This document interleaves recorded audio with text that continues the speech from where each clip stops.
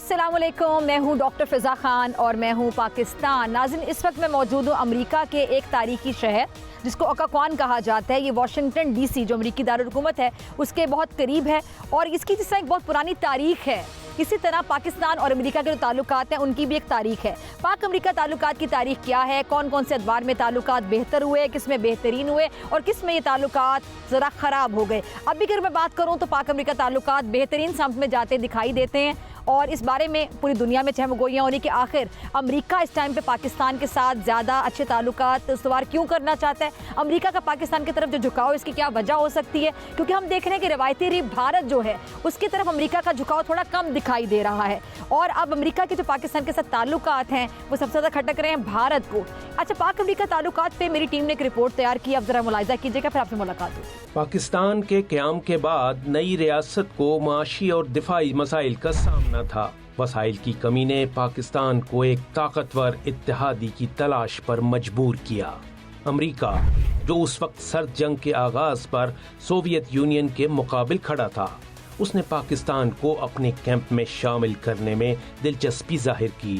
ताहम पाकिस्तान और अमेरिका के ताल्लुकात हमेशा से उतार चढ़ाव का शिकार रहे हैं। अगर दोनों ममालिक के ताल्लुकात की तारीख पर एक नज़र डाली जाए तो ये कहानी ज़्यादातर वाशिंगटन की ज़रूरतों और इस्लामाबाद की मजबूरियों पर मबनी दिखाई देती है। 1950 में पाकिस्तान के पहले वज़ीर आज़म लियाकत अली खान ने अमेरिका का दौरा किया और सोवियत यूनियन की बजाय वाशिंगटन को अपनी खारजा पॉलिसी का मरकज़ बनाया। ये फैसला दरअसल पाकिस्तान की सिफारती सिमत का तयन था जिसने आने वाली दिहाइयों के ताल्लुकात की बुनियाद रखी। इसके बाद पाकिस्तान ने 1954 में सीटो और 1955 में सेंटो जैसे फौजी मुआहिदों में शमूलियत इख्तियार की और यूं पाकिस्तान अमरीकी कैंप का अहम इत्तेहादी बन गया। सीटो यानी south east Asia treaty organisation, ये एक सर्द जंग के दौर की इज्तिमाई दिफाई तंजीम थी। 1961 में सदर अयूब खान ने अमेरिका का दौरा किया तो अमेरिकी सदर जॉन F. कैनेडी ने गैर मामूली प्रोटोकॉल दिया जिससे पाक अमेरिका ताल्लुकात अरूज पर पहुंचे, मगर ये अरूज ज्यादा देर पास साबित न हो सका। 1965 की पाक भारत जंग के बाद अमेरिका ने पाकिस्तान पर फौजी इमदाद की पाबंदियां लगा दी और यूं वो दरवाजे जो खुले थे बंद होने लगे। इसके बाद वजीर आज़म जुल्फ़िकार अली भुट्टो के दौर में पाक अमेरिका ताल्लुकात में जौहरी प्रोग्राम की वजह से खिंचाव बढ़ा। इस दौर में पाकिस्तान ने अमेरिका से कुछ फासला इख्तियार किया, चीन और सोवियत यूनियन के साथ ताल्लुकात में बेहतरी लाने की कोशिश की। 1971 की जंग के मौके पर अमेरिका ने पाकिस्तान की अमली मदद नहीं की जिससे ताल्लुकात मजीद तनाव का शिकार हो गए। 1979 में सोवियत यूनियन के अफगानिस्तान पर हमले ने खित्ते की सियासत ही बदल दी। अमेरिका को सोवियत तोसी पसंदी रोकने के लिए पाकिस्तान की अशद जरूरत थी और यूं जनरल ज़िया उल हक के दौर में पाकिस्तान अमेरिका का फ्रंट लाइन इत्तेहादी बन गया। ये दौर बज़ाहिर पाक अमेरिका ताल्लुकात के अरूज का दौर था। 1989 में सोवियत इनखला के बाद अमेरिका ने खित्ते से अपनी दिलचस्पी कम कर दी। पाकिस्तान के जौहरी प्रोग्राम पर पाबंदियां आयद कर दी गयी। यूं पाकिस्तान एक बार फिर अमेरिका के लिए कम अहमियत इख्तियार कर गया। 11 सितंबर 2001 यानी 9/11 के हमलों के बाद अमेरिका ने अफगानिस्तान पर हमले का फैसला किया। पाकिस्तान जनरल परवेज मुशर्रफ की क़यादत में एक बार फिर फ्रंट लाइन इत्तेहादी बना। ताहम इस दौर में अमेरिका और पाकिस्तान के ताल्लुकात पेचीदा रहे। America bar bar do more का मुतालबा करता रहा। फिर एबटाबाद ऑपरेशन, सलाला चेक पोस्ट पर नेटो का हमला और अमरीकी दबाव ने ताल्लुकात को इंतहाई खराब कर दिया और अमेरिका ने अफगानिस्तान में भारत को ज्यादा अहमियत देना शुरू कर दी। अमेरिका और पाकिस्तान के दरमियान 2002 में शुरू होने वाला दोस्ताना ताल्लुकात का तीसरा बाब 2010 में हिचकियां लेने लगा। बात अगले 7 बरसों में बढ़ते बढ़ते 2017 में इस नहज तक पहुंच गई कि एक बार फिर अमेरिका ने पाकिस्तान पर अस्करी इमदाद के दरवाजे बंद कर दिए। ताहम 2021 में अफगानिस्तान से अमेरिकी इनखला के मौका पर पाकिस्तान को एक बार फिर कलीदी हैसियत हासिल हुई। इसके बाद ताल्लुकात में उतार चढ़ाव जारी रहा। اب 2025 میں بھارت کو جنگی اور سفارتی محاذ پر دھول چٹانے کے بعد پاکستان اور امریکہ کے تعلقات اس وقت ایک نئے افق پر ہیں۔ امریکہ اور بھارت کے درمیان بڑھتی معاشی کشیدگی اور صدر ٹرمپ کی افغانستان میں بگرام ایئر بیس واپس لینے کی خواہش، پاک سعودیہ دفاعی معاہدہ اور مشرق وسطی میں پاکستان کا بڑھتا اثر و رسوخ ایک سنہری موقع ہے۔ جی تو ناظرین، رپورٹ آپ نے ملاحظہ کی کہ پاک امریکہ تعلقات کب کب اتار چڑھاؤ کا شکار رہے، اور ابھی جو تعلقات ہیں، اگر میں کرنٹ سچویشن کی بات کروں تو پاکستان امریکہ کے بڑے آئیڈیل تعلقات بنتے دکھائی دیتے ہیں، کیونکہ ایک سال میں ہم نے دیکھا کہ back to back 2 meetings Pakistan کے فیلڈ مارشل سے، اس کے ساتھ ساتھ پرائم منسٹر صاحب نے جو ابھی یونائٹڈ نیشن کی جنرل اسمبلی کے 80th سیشن سے خطاب کیا، کھل کر اظہار خیال کیا، پھر پاکستان کا کردار جو کہ فلسطین کے حوالے سے فیصلہ لیا گیا، ان 8 ممالک میں پاکستان کی بڑی فرنٹ پہ پوزیشن ہوگی، پاکستان اس میں اہم کردار ادا کرے گا۔ خطے میں جو ہماری جغرافیائی حیثیت ہے اس سے بھی کوئی انکار نہیں کر سکتا، چائنا ہمارا پڑوسی بھی ہے، ہمارا بہت اچھا دوست بھی ہے، ایران ہمارے پڑوس میں ہمارا ایک برادر اسلامی ملک ہے، اس کے ساتھ افغانستان میں جو وار کی گئی تھی اس میں پاکستان کی طرف سے بھی بڑی قربانیاں تھیں، ہماری لاکھ سے زیادہ شہادتیں ہیں، لاکھ سے زیادہ ہم نے جانوں کے نذرانے پیش کیے ہیں، اس سے بھی امریکہ انکار نہیں کر سکتا۔ اور افغانستان کے ساتھ ساتھ اگر میں بات کروں، بھارت جو ہمارا روایتی حریف ہے، ہمارا دشمن بھی ہے، ہمارا ہمسایہ بھی ہے، افسوس کے ساتھ میں کہوں گی کہ ہم اپنے دوستوں تبدیل کر سکتے ہیں لیکن پڑوسی، اپنے نیبر، اپنے ہمسائے کو تبدیل نہیں کر سکتے، اور نہ ہی ہم اس کی سوچ کو تبدیل کر سکتے ہیں۔ ابھی حال ہی میں جو جنگ ہوئی تھی، بھارت کی طرف سے ایڈونچر کیا گیا تھا، بڑے بڑے دعوے کہ جی ہمارا جو ملک ہے وہ بڑا دیش ہے، ہمارا دفاعی بجٹ بہت زیادہ ہے، ہماری سینا کی تعداد بہت زیادہ ہے، ہمارے پاس رافیل جیسے جدید طیارے ہیں، لیکن ہم نے ان کے غرور کو منٹوں میں خاک میں ملا دیا کہ جب ہم نے ان کو اینٹ کا جواب پتھر سے دیا اور پوری دنیا نے دیکھا، پوری دنیا میں ہمارا وقار بلند ہوا۔ وہ بھارت جس نے بڑی سازش کی تھی کہ پاکستان خدا نہ خواستہ کوئی ٹیررسٹ اسٹیٹ ہے، کوئی دہشت گرد ریاست ہے، ہم نے منہ توڑ جواب دیا، اور اب وہ وقت آ گیا ہے کہ بھارت کو تنہائی کا سامنا ہے، بھارت تنہائی کا شکار ہوتا دکھائی دے رہا ہے، اور سفارتی سطح پہ پاکستان نے کامیابیاں جو ہیں وہ سمیٹی ہیں۔ نہ صرف ہم نے جنگ کے میدان میں ان کو منہ توڑ جواب دیا بھارت کو، بلکہ سفارتی سطح پہ بھی ہم نے بہت زیادہ کامیابیاں سمیٹی ہیں۔ اچھا، ڈونلڈ ٹرمپ صاحب کا جو پاکستان میں انٹرسٹ ہے، جو جھکاؤ، اس کی اور وجہ کیا ہو سکتی ہے، اس بارے میں بات کریں گے۔ بریک کے بعد میرے ساتھ مہمان موجود ہوں گے، نامور صحافی جو کہ پاکستان کے صحافی ہیں اور کافی عرصے سے وہ امریکہ میں مقیم ہیں، وہ پاکستان کی سیاست پہ بھی گہری نظر رکھتے ہیں، اور امریکہ میں کیا کچھ ہو رہا ہے، کیسے ہو رہا ہے، اور کیا وجوہات ہیں کہ یہ جو تعلقات ہیں مزید بہتر ہوتے دکھائی دے رہے ہیں۔ تمام فیکٹس پہ بات کریں گے۔ میرے ساتھ موجود ہوں گے فیض رحمان صاحب اور انور اقبال صاحب۔ بریک کے بعد جی تو میرے ساتھ اس وقت موجود ہیں واشنگٹن ڈی سی میں پاکستان کے ایک نامور صحافی، تجزیہ کار، جنہوں نے وائس آف امریکہ میں بھی کام کیا اور امریکہ کی سیاست پہ بھی گہری نظر رکھتے ہیں، اور پاکستان سے چونکہ ان کا تعلق ہے، پاکستانی صحافی ہیں، تو پاکستان امریکہ تعلقات کے حوالے سے جو کہ بہت زیادہ بات ہو رہی ہے کہ کیا یہ تعلقات مزید بہتری کی طرف جا رہے ہیں، کیونکہ ماضی میں تعلقات اتار چڑھاؤ کا شکار رہے۔ آپ نے بریک سے پہلے رپورٹس بھی ملاحظہ کی۔ ابھی فیض رحمان صاحب میرے ساتھ موجود ہیں، سر بہت شکریہ وقت دینے کے لیے۔ فیض صاحب، آپ چونکہ امریکہ میں مقیم ہیں، وائس آف امریکہ میں بھی کام کرتے رہے، یہاں کی سیاست پہ گہری نظر رکھتے ہیں، مور دین 2 ڈیکیڈز آپ کو یہاں پر ہو گئے ہیں، تو 25 سال میں آپ نے وہاں کے امریکہ تعلقات میں بہت سے اتار چڑھاؤ دیکھے۔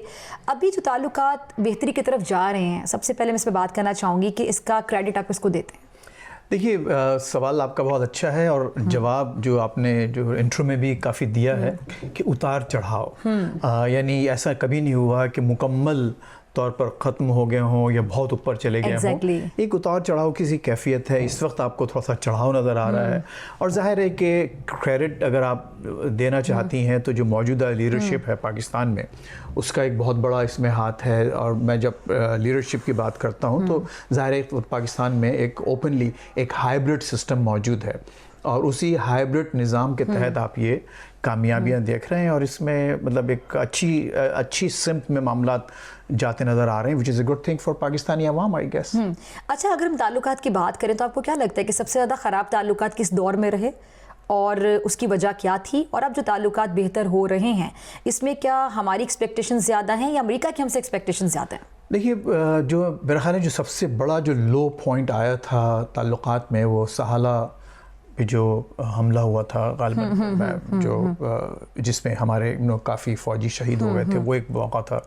اور اس کے علاوہ جب ہم پر F-16 پر پابندیاں لگا دی گئی تھیں, ہم کو F-16 نہیں دیے گئے تھے, 90s کی بات ہے, ایک وقت ایسا بھی آیا تھا کہ امریکہ میں ایک بہت بڑی مہم چل رہی تھی کہ پاکستان کو ٹیررسٹ اسٹیٹ ڈکلیئر کیا جائے. یہاں پر دوسری لابیز ہیں وہ ہمارے خلاف کام کر رہی تھیں. تو یہ اگین وہ ایک اتار کا معاملہ تھا, لو پوائنٹ تھا. لیکن اس وقت میں سمجھتا ہوں کہ اوور آل پورے امریکہ میں across the board, not just in the administration, بلکہ کانگریس, اکیڈیمیا, تھنک ٹینکس اور جہاں بھی جو میڈیا ایون, تو وہاں پر ایک آپ پاکستان کے لیے ایک اچھی جگہ دیکھ رہے ہیں. وہ سمجھتے ہیں کہ پاکستان ایک اہم رول پلے کر سکتا ہے اور کر رہا ہے Pakistan, which is a good thing. اچھا, ہم اتار چڑھاؤ کی جہاں پہ بات کر رہے ہیں, آپ نے بات کی کہ ٹیررسٹ اسٹیٹ سمجھا جا رہا تھا, لیکن شکر ہے وہ تاثر ختم ہو گیا. اس میں بہت بڑا کردار ہمارے روایتی بھارت کا بھی تھا, کیونکہ بھارت ہمیشہ آگے آگے رہتا ہے پاکستان کا امیج سبوٹاس کرنے کے لیے, خراب کرنے کے لیے. لیکن اس پر میں نے دیکھا کہ جو بھارت ہمارے لیے گڑھا کھود رہا تھا اس میں خود گر گیا. خاص طور پہ ابھی جو حال ہی میں وار ایڈونچر انہوں نے کرنے کی کوشش کی, رافیل پہ ان کو بڑا مان تھا, طیارے, بڑا دیش, بڑا دفاعی بجٹ, لیکن ہم نے ان کا غرور خاک میں ملا دیا, رافیل سمیت. اس کے بعد دنیا میں جو ہمارا ایک وقار ہے, عزت ہے, اس میں اضافہ ہوا. اور پھر جب فیلڈ مارشل کی اس کے بعد ملاقات ہوئی, ایک تو ابھی UNGA کے بعد والی ملاقات سے پہلے کی میں بات کر رہی ہوں, اور اس میں وننگ کمانڈر پتہ چل رہا تھا کہ وننگ کمانڈر کی ملاقات ہے, کیونکہ ملاقات کا جو اسکیڈول تھا اس میں ٹائم جو تھا وہ بڑھا دیا گیا نا, 2 گھنٹے پہ چلے گی. ایک تو میں یہ اس اہمیت میں چاہتی ہوں اس پر ذرا روشنی ڈالیں کہ امریکی صدر, چونکہ آپ بہت زیادہ کور کرتے رہے امریکی سیاست کو, امریکی صدر کی ملاقات پاکستانی فیلڈ مارشل کے ساتھ, جس کا دورانیہ 45 منٹ سے بڑھا کے 2 گھنٹے کر دیا گیا, کیونکہ ایک وننگ کمانڈر وہاں پہ کھڑا ہوا تھا. پھر خطے میں ہماری جو جغرافی اہمیت ہے, اس سے میرے خیال سے کوئی انکار نہیں کر سکتا. چائنا, ایران, افغانستان, یہ سب ہمارے پڑوس میں ہیں, تو ظاہری بات ہے جو ممالک کے مفادات پہ بھی چلتے ہیں. تو آپ اس کو کیسے دیکھتے ہیں؟ دیکھیے, سب سے بڑی بات تو یہ ڈاکٹر فضا, آپ جانتی ہیں کہ جو بڑا ایک مشہور مقولہ ہے, محاورہ, کہ یتیموں کا کوئی باپ نہیں ہوتا, اور کامیابی جو ہے اس کا کریڈٹ ظاہر ہے صحرا ہر ایک لینا چاہتا ہے, اس کا شریک بننا چاہتا ہے. انگلش کا محاورہ ہے. ایگزیکٹلی. تو اس میں ظاہر ہے کہ جب ایک اتنی بڑی وکٹری, ایک اتنی بڑی, آپ سے 10 گنا زیادہ بڑی طاقت پر آپ نے 4 گھنٹوں میں سبقت حاصل کی, اور وہ ہم نہیں کہہ رہے تھے, وہ پاکستانیز نہیں کہہ رہے تھے, بلکہ چائنا, برٹن, امریکہ, جن کے اپنے سیٹلائٹ, سپر سیٹلائٹس موجود ہیں, جو ایک ایک چیز واچ کر رہے تھے. اور یہی وجہ ہے کہ جو امریکی صدر بار بار اس چیز کا اعادہ کرتے ہیں کہ 5 گرائے گئے, 6 گرائے گئے, اب 7 کا اس کا مطلب یہ ہوا کہ وہ جو رپورٹس ان کے پاس ہیں, وہ مطلب ٹو بی آنیسٹ, وہ کچھ رپورٹس تو خود ہمارے پاکستان کے پاس ایسی رپورٹس نہیں آئی جس کو یہ دیکھ سکتے تھے. تو اس کا واضح طور پر اثر ہوا, اور چونکہ آرمی چیف بہرحال ایک وننگ آرمی کے کمانڈر کی حیثیت سے مل رہے تھے, تو ان کو وہی ایکارڈ دیا گیا جو ایک فاتح کو دیا جاتا ہے. اور پوری وہ قوم کے لیے بڑی فخر کا مومنٹ پوری ظاہر ہے, اور پاکستانیوں کے لیے اس میں ضرور ہر طرح سے ایک اچھائی کا پہلو. لیکن اس میں دیکھیے ایک پوائنٹ بہت اہم ہے ڈاکٹر فضا, اس میں یہ بات ذہن میں رکھیے, پاکستانی عوام کو رکھنا چاہیے کہ دیکھیے, ایک تو کامیابی حاصل کرنا اور اس وقت تک پہنچنا, اور پھر اس کو سسٹین کرنا, اور اس کی بنیاد پر اچھے تعلقات دنیا کے ساتھ استوار کرنا, اور اپنے عوام کے لیے مواقع پیدا کرنا. تو یہ میں وہ تمام عوامل جو ایلیمنٹس ہیں, عناصر, وہ میں دیکھ رہا ہوں اس پوری اسٹریٹجی میں, کہ ٹھیک ہے کامیابی ہو گئی, لیکن اب اس کے بعد کیا ہے. تو آپ نے دیکھا کہ ایک تسلسل سے آپ کو ایک اچھی چیزیں نظر آ رہی ہیں. پاکستان ماشاءاللہ ایک عالمی حیثیت سے, ایک مدبر, ایک ملک کی حیثیت سے ابھر رہا ہے, جہاں اہم جو معاملات ہیں, جو فلیش پوائنٹس ہیں, آپ سے اس پر رائے لی جا رہی ہے. ٹھیک ہے. اچھا, ایک تو میں پاکستانی کمیونٹی کے حوالے سے بات کرنا چاہوں گی, جو لوگ یہاں پہ سیٹلڈ ہیں, مقیم ہیں, جن میں آپ کا بھی شمار ہوتا ہے, اور خدمات انجام دے رہے ہیں, کام کر رہے ہیں. ہم نے بہت کام کیا یہاں پہ بطور صحافی.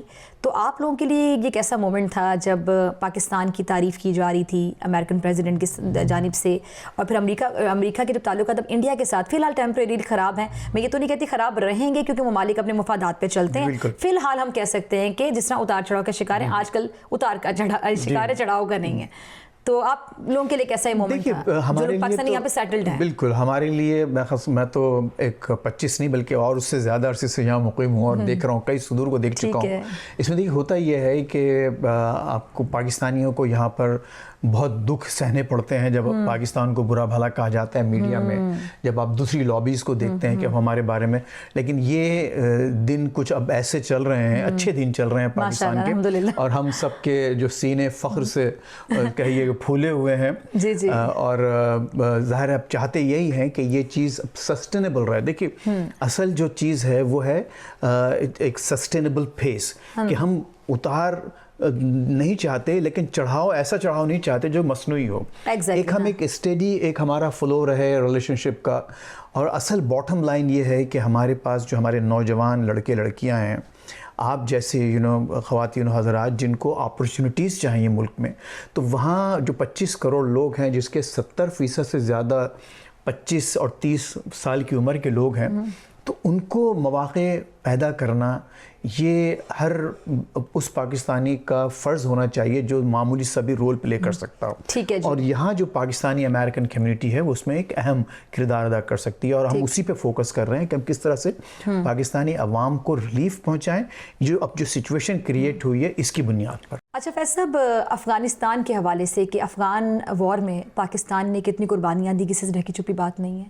ہماری جو شہداء کی تعداد 1 لاکھ سے زیادہ ہے, اور امریکہ نے تو سفر کیا, اس میں ہم نے بہت سفر کیا, ابھی تک کر رہے ہیں, کیونکہ امریکی جب اپنا اسلحہ چھوڑ کے وہاں سے گئے, ابھی بھی ٹرمپ صاحب اور یہ جو ان کی ابھی کی جو امریکی گورنمنٹ ہے یہ اکثر دعویٰ کرتے ہیں کہ جی ہم اپنا اسلحہ واپس لیں گے. بگرام ایئر بیس کی واپسی کی بھی بات کی جاتی ہے بڑی کیٹیگوریکلی. پہلے تو میں جاننا چاہوں گی کہ کیا اتنا آسان ہوگا ان سے بگرام ایئر بیس اور اپنا اسلحہ واپس لینا, اور یا کسی قسم کے مذاکرات آپ دیکھتے ہیں مستقبل قریب میں؟ دیکھیں فضا, اس میں خواہش ہے یہ صدر ٹرمپ کی. حیرت کی بات یہ ہے کہ اب تک کسی اور کوارٹر سے ایسی بات امریکن ایڈمنسٹریشن یا کانگریس ایون پینٹاگون کی طرف سے بھی ایسا کوئی اندیا نہیں آیا. یا ویسے بڑی بات کریں, یعنی صرف ڈونلڈ ٹرمپ صاحب کی خواہش ہے, صدر صاحب کی ذاتی حیثیت صرف ڈونلڈ ٹرمپ نے یہ بات کہی ہے, اور ظاہر ہے کہ ان کے جو قریبی دوست ہیں, جو قریبی جو ساتھی وائس پریزیڈنٹ اور سیکرٹری آف اسٹیٹ, انہوں نے ضرور اس پر تھوڑا سا کامنٹس دیے ہیں, لیکن mostly it's just from Donald Trump. تو اب دیکھنا یہ ہے کہ پاسبل ہے, مجھے نہیں لگتا کہ یہ اتنا آسانی سے معاملہ, کیونکہ جو معاملات ہیں اس وقت, آپ نے ایک طویل 25 سال وہاں 21-22 سال لگا کر آپ وہاں سے نکلے, بہت برے حالات میں نکلے, سب کچھ چھوڑ کے آپ کو آنا پڑا. اب آپ اتنا بڑا بگرام جو بیس ہے جس میں 2 ایئر فیلڈز ہیں, اتنی بڑی ٹیریٹوری کو آپ بغیر بوٹس آن دا گراؤنڈ کیسے مینیج کریں گے, اور کس طرح سے وہ طالبان اور نئی حکومت اس بات کی اجازت دی کہ آپ دوبارہ وہاں بوٹس آن دا گراؤنڈ بھیجیں, فوجیوں کو بھیجیں. اور خود امریکی عوام اب نہیں چاہتے, کوئی یہاں پر پیاس نہیں ہے, کوئی ان میں ایسی خواہش نہیں ہے کہ دوبارہ امریکی فوجی افغانستان جیسے ایک دور دراز علاقے میں دوبارہ مرنے کے لیے وہاں جائیں, زخمی ہونے کے لیے وہاں جائیں.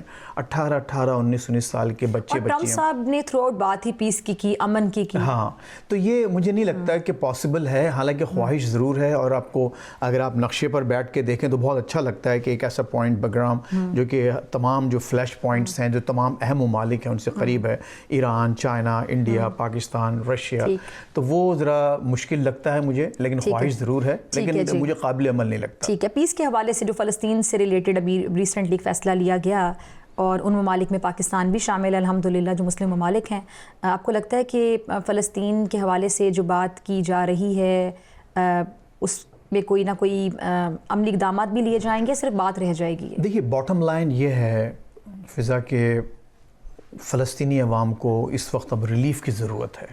بہت جانیں چلی گئیں, 70,000 بچے, بوڑھے, جوان سب وہاں شہید ہو چکے ہیں. اب کوئی نہ کوئی اس کا حل نکلنا ضروری ہے, یہ بات تو اس میں کوئی شک نہیں, لیکن ہر وہ حل جس میں فلسطینی عوام کی اپنی آواز شامل نہ ہو اور ایک وسیع پیمانے پر آپ کو ایک کنسنسس نظر نہ آئے, تو میں نہیں سمجھتا کہ وہ قابل عمل ہوگا اور زیادہ سسٹین کر پائے گا. صحیح. اس جو ایک جلدی میں جو ایک منصوبہ پیش کیا ہے میرے دانش میں ٹرمپ صاحب نے, اور جس کو 8 ممالک نے, اسلامی ممالک نے ایک حد تک ریزرویشنز کے ساتھ سپورٹ کیا ہے. اب دیکھیے, اب ایون پاکستان نے اب کچھ اس میں آپ نے دیکھا ہوگا جو ڈار صاحب کی تقریر ہوئی ہے, پریس کانفرنس, پھر قطر نے, سعودی عرب نے, اب اس نے اپنی ریزرویشنز بتانا شروع کر دی ہیں. تو مجھے لگتا یہ ہے کہ یہ اس میں بھی کچھ اور بہت سی تبدیلیاں آپ کو دیکھنے کو ملیں گی, لیکن 2 باتیں اہم ہیں. ایک بات تو یہ ہے کہ اس وقت یہ جنگ کو فوری طور پر رکنا چاہیے تاکہ وہاں جو قتل عام جاری ہے, جو جینوسائیڈ جاری ہے, وہ ختم ہو. اور دوسری بات یہ کہ جو بھی حل ہو اس میں فلسطینی عوام کا مکمل حصہ، ان کی رائے شامل ہونا انتہائی ضروری ہے۔ ٹھیک ہے جی، آخر میں جاننا چاہوں گی کشمیر کے حوالے سے، مسئلہ کشمیر جو کہ باقاعدہ ایک بہت بڑا مسئلہ پاکستان بھارت کے درمیان، اور میڈیٹر کی پیشکش ٹرمپ صاحب نے خود کی اپنے منہ سے، آپ کو لگتا ہے کہ وہ بھی اس ٹائم پہ کیونکہ حالات ایسے تھے، پاکستان بھارت جنگ کا ماحول بنا ہوا تھا، تو ٹرمپ صاحب نے وہ بات کر دی، یا پھر اس میں بھی کچھ آپ کو لگتا ہے کہ آگے جا کے کوئی عملی اقدامات نظر آئیں گے کشمیر کے معاملے کو؟ یعنی ہم کہہ سکتے ہیں کہ یہ رائٹ ٹائم ہے کہ وہ مقدمہ جو اتنے عرصے سے ہم لڑ رہے ہیں اس کو اب ہم عملی جامہ پہنا سکتے ہیں، کیونکہ ٹرمپ صاحب خود انٹرسٹ شو کرتے ہیں کہ وہ دونوں ممالک کے درمیان اس مسئلے کو حل کر سکتے ہیں۔ دیکھیے ممکن تو ہے، اس میں کوئی شک نہیں، اور ظاہر ہے کہ اس وقت وہ چاہتے ہیں کہ یہ تمام جو دنیا کے جو فلیش پوائنٹس ہیں یہ ختم ہوں۔ سوری میں آپ کی بات کر رہی ہوں، آپ نے حال ہی میں ایک بات کی تھی، آپ نے کہا کہ یہ ٹرمپ صاحب کی ذاتی حیثیت میں رائے، ایک اور سوال کے جواب میں کہا تھا کہ لیکن آپ نے کہا کہ باقی جو انتظامیہ ہے وہ اس میں کوئی اتنی خاص دلچسپی نہیں رکھتی، کہ کشمیر والا معاملہ تھا یہ بھی ٹرمپ صاحب کی ذاتی حیثیت میں ایک رائے ہے؟ کشمیر کی جو اس میں اہم بات ہے وہ یہ کہ ٹرمپ صاحب کی ریئلائزیشن کہ کشمیر از اے فلیش پوائنٹ، اور جیسے کہ انہوں نے کہا کہ ہزاروں سال سے ان کے اپنے الفاظ میں یہ مسئلہ چل رہا ہے، تو اور اس کو پھر انہوں نے جسٹیفائی کرنے کی کوشش کی کہ نہیں میں نے محاورتاً یہ بات کی تھی۔ تو یہ احساس ہے اور پوری دنیا جانتی ہے، یہاں پر امریکن اسٹیبلشمنٹ جانتا ہے کشمیر، لیکن بھارت دیکھیے اس وقت جس پوزیشن میں ہے اور پاکستان کے جو حالات ہیں، پھر امریکہ کتنا اس پورے معاملے پر انفلوئنس کر سکتا ہے، اثر انداز ہو سکتا ہے، یہ تھوڑا ذرا مشکل ایک انالیسس ہے، تجزیہ ہے۔ میں نہیں سمجھتا کہ آپ کو کوئی فوری حل نظر آئے گا، لیکن موومنٹ ضرور ہو رہی ہے، یہ بات طے ہو چکی ہے right at the highest level of the U S government, president Trump نے یہ بات کی کہ کشمیر ایک عالمی مسئلہ ہے، اٹس اے ڈسپیوٹڈ ٹیریٹوری۔ ٹھیک ہے جی، بہت شکریہ فیض رحمان صاحب آپ کی قیمتی وقت کے لیے۔ ناظرین آپ سے ملاقات ہوگی بریک کے بعد، اور بریک کے بعد میرے ساتھ موجود ہوں گے نامور صحافی انور اقبال صاحب۔ ویلکم بیک ناظرین، فیض رحمان صاحب میرے ساتھ موجود تھے اور اب میرے ساتھ موجود ہیں ایک اور نامور صحافی انور اقبال صاحب۔ آپ ان کو ٹی وی چینلز پہ دیکھتے رہتے ہوں گے، اور انور صاحب کے بارے میں اگر میں کہنا چاہوں، ہم تو انور بھائی کے بات کرتے ہیں۔ انور بھائی السلام علیکم۔ وعلیکم السلام۔ اگر میں آپ کے بارے میں تھوڑی آپ کی تعریف کرنا چاہوں کہ انور اقبال صاحب، انور بھائی ان صحافیوں میں سے ہیں جنہوں نے امریکی صدور کے انٹرویوز بھی کنڈکٹ کیے، اور امریکی صحافت پہ بڑی گہری نظر رکھتے ہیں، امریکی سیاست پہ بڑی گہری نظر رکھتے ہیں، اور امریکہ اور پاکستان کے تعلقات ہیں ان پہ ان سے بات کریں گے۔ صدر بش کا بھی انٹرویو انہوں نے کیا، صدر اوباما کا بھی انٹرویو انہوں نے کیا، آتی جاتی حکومتیں بھی دیکھیں، تمام معاملے پہ گہری نظر رکھتے ہیں۔ ابھی حال ہی میں جو یونائٹڈ نیشن جنرل اسمبلی کا 80th سیشن ہوا اس کو بھی کور کیا، اور اس حوالے سے میں بات شروع کرنا چاہوں گی انور بھائی۔ میرے خیال سے ایک بڑا پلیٹ فارم جو کہ 80 سال سے تمام دنیا سے جو بڑی بڑی شخصیات ہیں، ہیڈ آف دی اسٹیٹس آتے ہیں، اظہار خیال کرتے ہیں، کامن ایشوز کے، کامن پرابلمس کے، کامن سولوشنز کے لیے ڈیبیٹ کی جاتی ہے تاکہ کامن سولوشنز کو ڈھونڈا جا سکے، ایک بہت بڑا پلیٹ فارم۔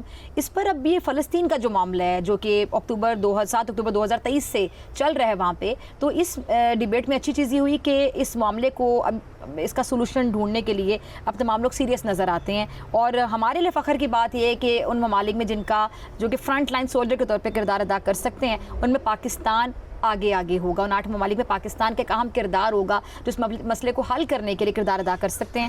تو آپ نے اس ایشو پر بڑی گہری نظر رکھی، آپ اس پہ لکھتے بھی رہے، بات بھی کرتے رہے، میں جاننا چاہتی ہوں کہ آپ اس کو کیسے کنکلوڈ کرتے ہیں؟ جی، سب سے پہلے تو شکریہ آپ کا۔ دیکھیے بی بی، ہم جو غلطی کرتے ہیں نا، میں سمجھوں گا یا ہماری عادت بن گئی ہے، آپ بھی کرتی ہوں گی، میں بھی کرتا ہوں، سب کرتے ہیں، کہ ہم پاکستان کو برا بھلا بہت کہتے ہیں۔ اچھا، میں نہیں کہتی ویسے، پاکستان زندہ باد، کہ لٹ گیا، مر گیا، ختم ہو گیا، لیکن جب کوئی اچھی بات ہو تو اس کی بھی تعریف کرنی چاہیے۔ اپنے ملک سے محبت ہے۔ پاکستان کا جو انتخاب ہوا، پاکستان کو جو شامل کیا گیا، آپ دیکھ رہی ہیں، صرف فلسطین کا مسئلہ سب سے بڑا مسئلہ ہے امت مسلمہ کا، اس میں 52 ممالک ہیں مسلمان، اس میں سے 8 ملکوں کا انتخاب کیا گیا، یہ سمجھ کے کیا گیا کہ یہ 8 کے 8 اس قابل ہیں کہ اس میں کوئی کردار ادا کر سکتے ہیں۔ ٹھیک ہے، آپ کو جو پروفائل بنا، وہ جو جنگ ہوئی بھارت کے خلاف، جس میں آپ کی جو پرفارمنس دیکھ کے آپ کو پروفائل بنا ہے نا، اور ہم نے اپنے منہ سے نہیں کہا کہ دیکھو ہماری پرفارمنس، دنیا نے دیکھی، کسی کی اپنے منہ سے لوگ تعریف کر رہے ہیں ہماری، کسی کی سفارش میں نہیں بنا، ایگزیکٹلی، تو اس کو اپریشیٹ کریں۔ بالکل۔ اب لیکن میں جہاں ایک چیز اور کہنا چاہوں گا، اس میں ہمیں وارننگ بھی اس میں ہے کہ میں دیکھ رہا تھا ہمارے یہاں مثلا پاکستان اور سعودی عرب کا جو پیکٹ ہوا، اس میں بھی اس وار کا جو انڈیا کے خلاف وار ہے اس کا بھی کردار ہے، لیکن اب بہت سے لوگ یہ کہتے نظر آتے ہیں کہ جی اب ہم جا کے اسرائیل سے جنگ کریں گے اور ہماری فوجیں اسرائیل کے سرحد تک پہنچ چکی. یہ بالکل غیر ذمہ دارانہ اور غلط بات ہے. پاکستان کسی کے خلاف جارحانہ عزائم نہیں رکھتا. پاکستان سعودی عرب کا سمجھوتا جو ایک دفاعی سمجھوتا ہے دو ممالک کے درمیان کسی تیسرے ملک کے خلاف نہیں ہے. ہمیں خود اپنے ملک کو پھنسانے کی بھی بات نہیں کرنی چاہیے. رہی بات یہ کس طرح ہوا سارا کچھ, آپ بھی تھیں مگر آپ تھوڑا دیر سے آئیں, میں نے پورا آبزرو کیا ساری سچویشن جو ہوئی UNGA میں. اس میں یہ ہے کہ امریکہ میں بھی آپ نے بھی دیکھا ہوگا مسلسل فلسطین کی حمایت میں یونیورسٹیز میں, سڑکوں پہ, وائٹ ہاؤس کے سامنے تو لاکھوں لوگوں کا ہوا مظاہرہ, ایک دفعہ کانگریس کے سامنے ہر طرف مظاہرہ ہوتا رہا ہے. دنیا میں ایک احساس بڑھا ہے, بنا ہے اور اب اس اسٹیج پہ پہنچ گیا ہے جس میں آپ نے دیکھا کہ اب یورپی ممالک بھی کہہ رہے ہیں کہ اس مسئلے کو حل ہونا چاہیے. یہ جو جینوسائیڈ ہے, یہ خون ریزی ہے فلسطینیوں کی, یہ رکنی چاہیے. ٹھیک. انور بھائی, ابھی جب یہ ایڈریس ہو رہا تھا, یہ جو ہے نا اسمبلی میں خطاب ہو رہا تھا, نیتن یاہو جب خطاب کرنے لگے تو جو مسلم ممالک کے جتنے بھی ہیڈ آف دی اسٹیٹس تھے انہوں نے جو واک آؤٹ کیا وہاں سے احتجاجاً, وہ باہر نکل گئے. اس کا کتنا امپیکٹ گیا؟ اس میں بھی ایک بات بتاؤں آپ کو, پھر کچھ تھوڑی باتیں کر دینی چاہیے اپنے ملک کی تعریف میں. اس کو OIC جو آرگنائزیشن آف اسلامک کنٹریز ہے, اس کے ساتھ پاکستان نے کوآرڈینیٹ کیا تھا. وہاں موجود تھا وہ, میں نے اپنی رپورٹ میں بھی لکھا, اور ہمارے لیے بڑے فخر کی بات ہے پاکستان نے کوآرڈینیٹ کیا. اسی لیے میں کہہ رہا ہوں کہ پاکستان کے کردار کو ریکگنائز کیا جا رہا ہے. تو ماشاءاللہ الحمدللہ بالکل. تو میں یہ ہوا کہ جب سارا کچھ ہوا نا تو اس کے بعد یہ ضرورت محسوس کی گئی کہ مسئلے کا حل نکالا جائے. تو حل کیسے نکالا جائے, اس میں ایک بات نظر آئی کہ ایک تو نیگوشیشن کے لیے ایک ایسی ٹیم بنائی جائے جس پر فلسطینی اعتماد کرتے ہوں, مسلمان اعتماد کرتے ہوں, عرب اعتماد کرتے ہوں, اور پھر وہ اس ٹیم کی ایک فورس بنائی جائے جو ڈس انگیج کرے اسرائیل کو اور فلسطینیوں کو. اس میں بھی ایسے ممالک کے سپاہی شامل ہوں جس پر اعتماد کیا جا سکے. تو اگر دو باتیں اسٹیبلش ہوں گی کہ پاکستان ان ملکوں میں شامل ہے جن کے بارے میں سمجھا جاتا ہے کہ مسائل حل کروا سکتے ہیں. دوسری بات یہ ہے کہ پاکستان کی فوج کو اس قابل سمجھا جاتا ہے کہ وہ ڈس انگیج کر سکتے ہیں. ٹھیک ہے جی. انور بھائی, یہ ابھی جو پاک سعودیہ جو معاہدہ ہوا, امن معاہدہ, اس کے بعد بھی اسرائیل کے حوالے سے میں خاص طور پہ اگر بات کروں تو ان کو بڑا منہ توڑ جواب تھا, کیونکہ اس کی بھی ٹائمنگ آپ چیک کریں کہ جب وہ معاہدہ ہوا وہ ٹائمنگ کیا تھی. اور دوسرا, مسلم ممالک کے ایک بلاک جو کہ بڑے عرصے سے بات ہو رہی تھی کہ بلاک بنے گا جس میں بڑے بڑے مسلم ممالک شامل ہوں گے, تو اب ہم کہہ سکتے ہیں کہ اب وہ بلاک بننے جا رہا ہے. دیکھیں, قبل از وقت بات ہوگی. یہاں میں ذرا احتیاط کرتا ہوں. مثلا جس حد تک رول ہے پاکستان کا اس حد تک رہنے دیں. جب ہم اس کو بڑھاتے ہیں تو پھنسے والی بات کرتے ہیں.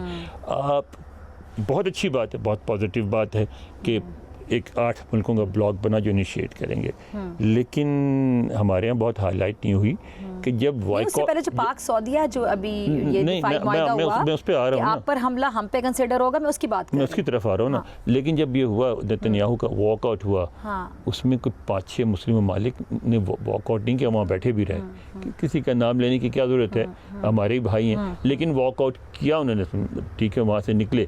تو اس لیے اس طرح کی فوج اتنی آسانی سے بن نہیں جائے گی, اور نہ سعودی عرب چاہے گا کنفرنٹ کرنا اسرائیل کو, نہ پاکستان چاہے گا اسرائیل کو کنفرنٹ کرنا, نہ کوئی اور ملک چاہے گا.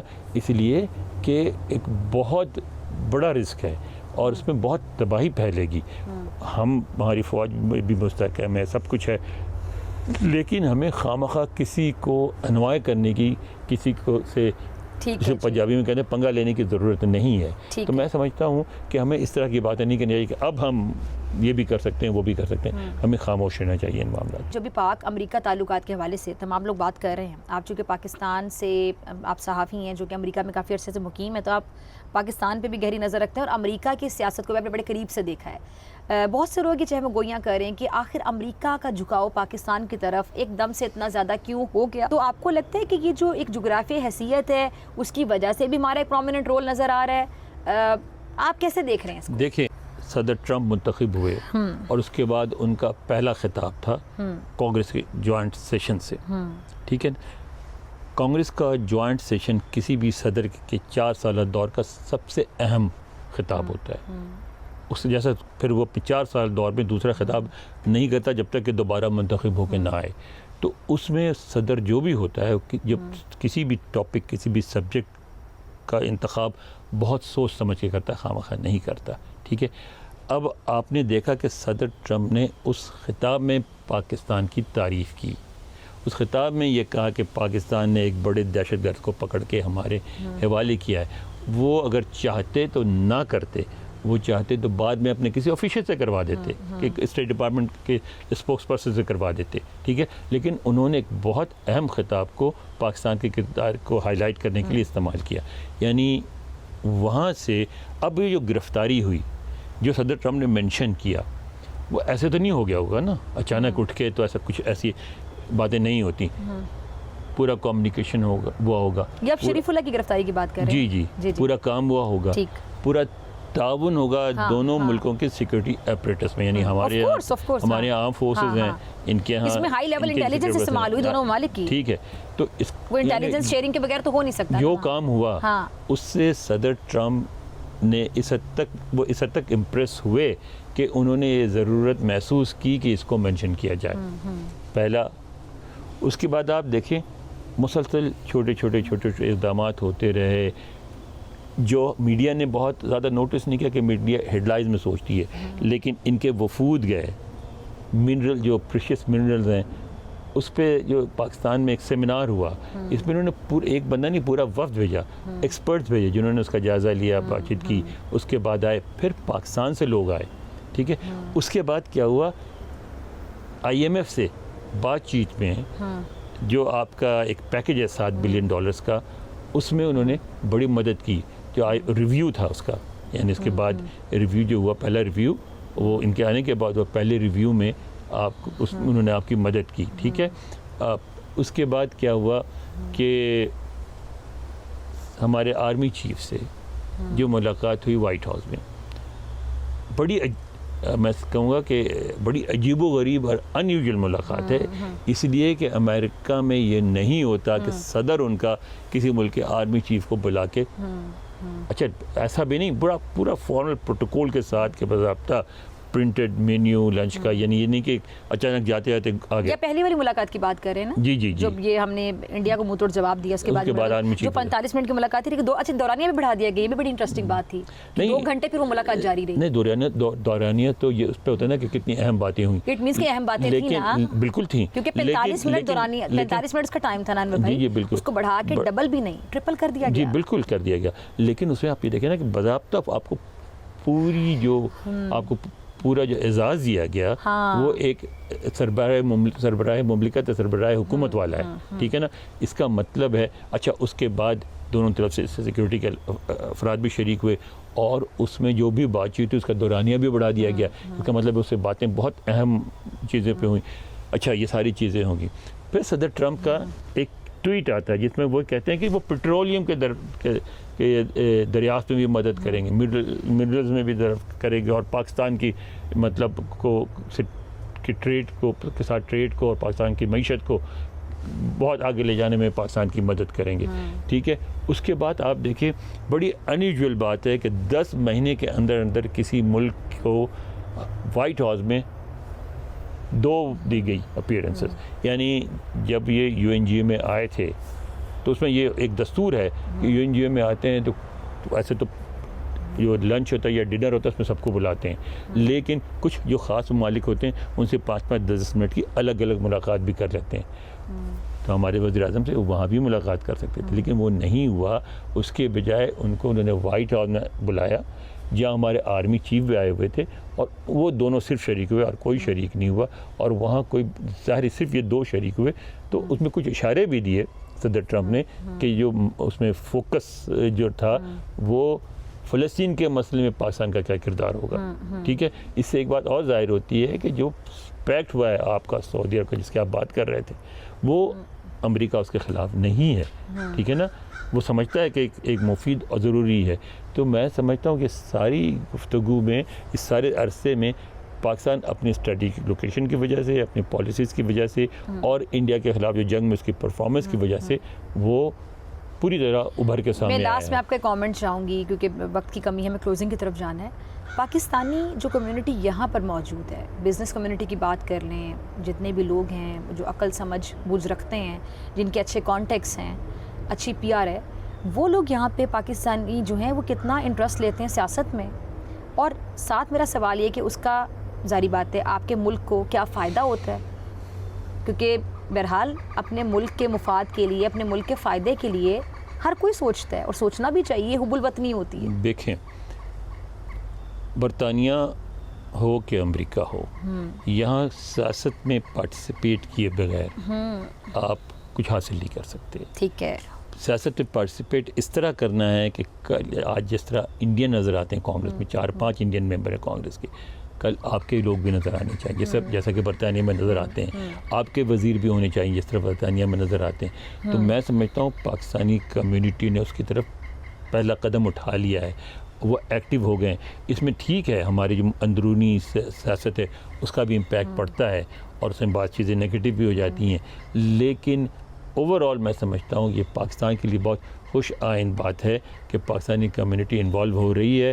اور ایک اس بات پہ میں بالکل کلیئر ہوں کہ جب بھی مثلاً بھارت کی جنگ تھی یا کوئی بھی ایسا مسئلہ جس میں پاکستان کی اور پاکستان کی سلامتی کی اور پاکستان کی ترقی کی بات ہوگی، اس میں پوری پاکستانی امریکن کمیونٹی پوری طرح اپنی مملکت، اپنی حکومت، اپنی ریاست کے ساتھ ہوگی۔ ٹھیک ہے جی، بہت شکریہ انور بھائی آپ کے قیمتی وقت کے لیے۔ ناظرین، اسی کے ساتھ مجھے دیجیے اجازت، آپ سے ملاقات ہوگی انشاءاللہ اگلے پروگرام میں، سیم ٹائم سیم چینل۔ اگر زندگی نے وفا کی، دعاؤں میں یاد رکھیے گا، اپنا بہت خیال رکھیے گا، اللہ نگہبان۔